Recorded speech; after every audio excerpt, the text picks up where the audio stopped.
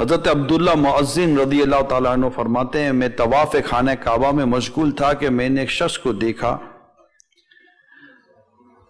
کہ وہ غلاف جو کعبے کا غلاف تھا اس سے لپٹ لپٹ کر ایک ہی دعا بار بار کر رہا تھا، یا اللہ مجھے دنیا سے مسلمان ہی رخصت کرنا، یا اللہ مجھے دنیا سے مسلمان ہی رخصت کرنا۔ میں نے اسے پوچھا کہ اس کے علاوہ کوئی اور دعا کیوں نہیں کرتے، ایک ہی دعا کرتے یا اللہ مجھے دنیا سے مسلمان ہی اٹھا۔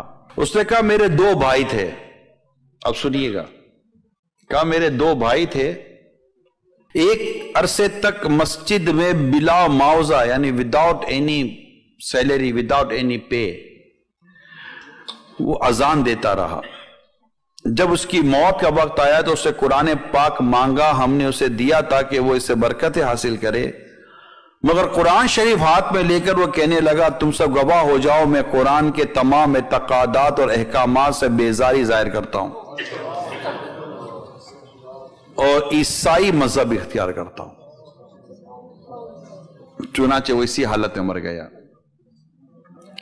پھر دوسرے بھائی نے 30 سال تک مسجد میں فی سبیل اللہ اذان دی، مگر آخری وقت میں وہ بھی نصرانی ہو کر مرا، عیسائی ہو کر مرا۔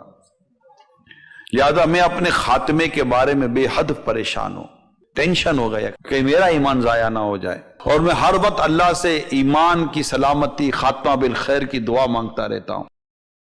حضرت سیدنا عبداللہ بن مؤذن نے اسے پوچھا تمہارے دونوں بھائی آخر ایسا کون سا گناہ کرتے تھے جس کے سبب ان کا خاتمہ برا ہوا؟ اس سے بتایا وہ غیر عورتوں میں دلچسپی لیتے تھے۔